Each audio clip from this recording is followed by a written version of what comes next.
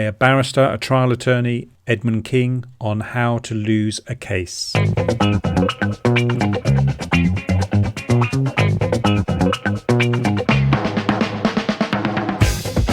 Okay, today we're going to go through this article. Now, I've done one or two videos on questions to ask your barrister and your solicitor, but I came across this article late last year by Edmund King, and I thought it'd be very useful to read through it. So this is written by a barrister, a QC, for fellow QCs, defence teams, as they prepare their case. Edmund King sadly passed away at the end of 2020. He was a QC at Essex Court Chambers in the UK, and he wrote this article a few months, or it was published a few months before he died on Christmas Eve in 2020. I will put a link to these websites in the description if you want to read a bit more about Edmund King. Okay, so how to lose a case. This is a few pages. I won't read all of it. I'll put a link in the description, but I think it comes up with some useful points. So when you're interacting with your barrister or your trial attorney, these are the types of things that you want your barrister, your trial attorney, your QC to be thinking about. So the first point on how to lose a case. Point 1, have a really big team. Small teams beat big teams. The best team I worked on was 1/6 the size of the other side. It was more nimble, got letters out faster, was on the front foot, wrote shorter documents. Point 2, have a team that doesn't trust each other. Then you can spend all your time on internal fretting, managing the client, trying to keep the client's confidence, none of which will get you further forward. So this is what you want to explore with your barrister or trial attorney when you're meeting him or her in the early days. Who is in their team? How does their team work? So you might be supplying lots of documents. If you've seen the other videos, 26 documents, you should prepare for your legal defense. If you're handing over all this documentation to your legal team, who is your legal team? How do they work? Point 3, have a team that doesn't know its skill set. A team of C-grade lawyers that knows its strengths and weaknesses will generally beat a team of A-grade lawyers that thinks they are the true heir to Cicero and Marshall Hall. They make fewer mistakes. So again, when you're meeting your team or you're exploring how they work, try and find out what their experience is, their strengths and weaknesses, just so not only for your own understanding and peace of mind, so that you can maybe supply additional information as and where necessary, or you can push for certain things to be done, but they also know they're being watched. Have a paper allergy. How many lawyers don't read papers is staggering. So again, you should be supplying them with lots of paper on your background to the case. You can test them, have they read it.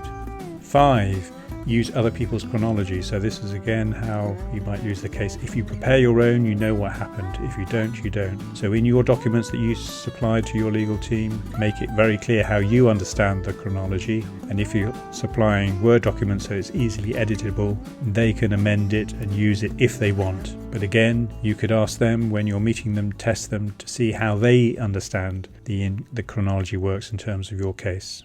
Point 6, don't be too grand to worry about bundles. So that's the legal paperwork. So again, this is really more for the barristers. It's just making sure that the legal team is good at working with paper and working with information that you supply to them and that comes from other parts of the legal world. Point 7, get someone to write your cross for you, your cross-examination. It always shows if someone else wrote it. So again, if you're supplying papers and your thoughts on the potential cross-examination, the people who might be witnesses against you, then you want the barrister or your legal team to take ownership of the cross-examination. So you can supply all sorts of information, but then test them, ask them what are they going to do. They might want to change things that you've done, but ask how they're going to come up with a cross-examination. What are they going to do? Prepare your cross-examination on your own. So Edmund King here gives guidance on how to prepare the cross-examination. You wouldn't want the barrister to do it all by themselves. Again, who's in their team? So he goes into more detail here about how to do it. So point 9, ignore the facts. Every single case is only ever won on the facts, even the ones that supposedly aren't. If the facts were worse, the judges would bend the law to do justice and sleep at night. 10. Think the law is like maths.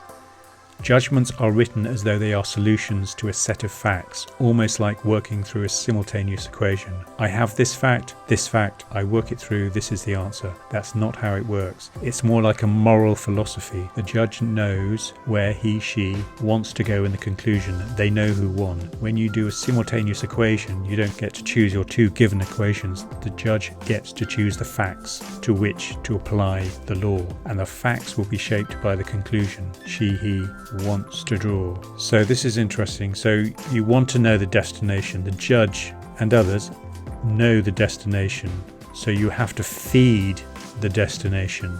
It's also like moral philosophy in that if the conclusion is gross, you go back and look at where you must have slipped up in your reasoning. Judges do the same. That's why ultimately all trials are won on the facts. Each side has to be able to give the judge a credible legal argument, but they nearly always can.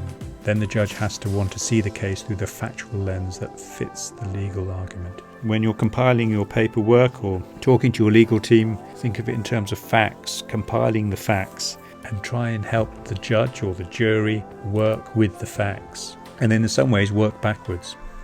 Okay, point 11. Set it out in a full opening. This is how to lose a case. So your trial opening should look as though it's for a PTR, which is I believe a pre-trial review. So for complex cases, it's a hearing that happens before the trial. So reading accounts from each party that read as though they are for different cases is just a confusing mess.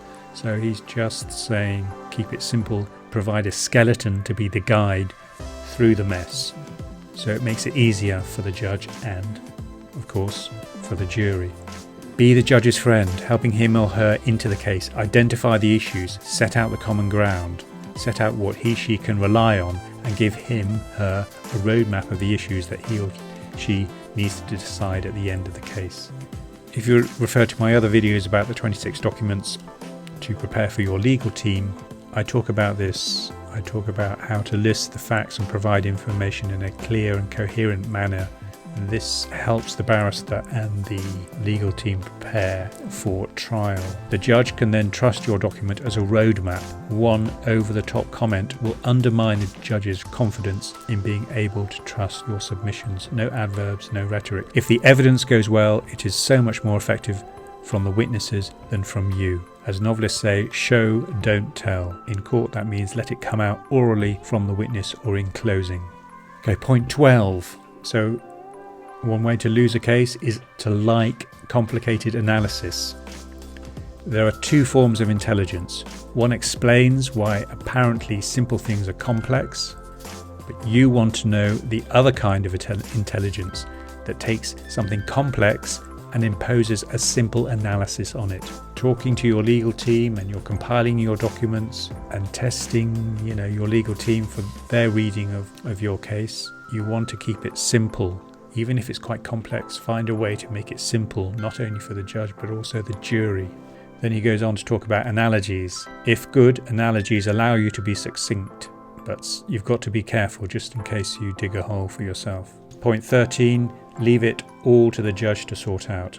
The judge wants to help, but he or she is busy. So they have files and flowcharts and documents. Keep it simple and tell a story. They even talk about here, if you're providing documents to your barrister or your legal team, make it easy for them to work through. Number the files, provide flowcharts and helpful documents. Make sure the metal hoops close properly and make it easy for your legal team to work through your documentation. It'll make things go much more smoothly. Point 14.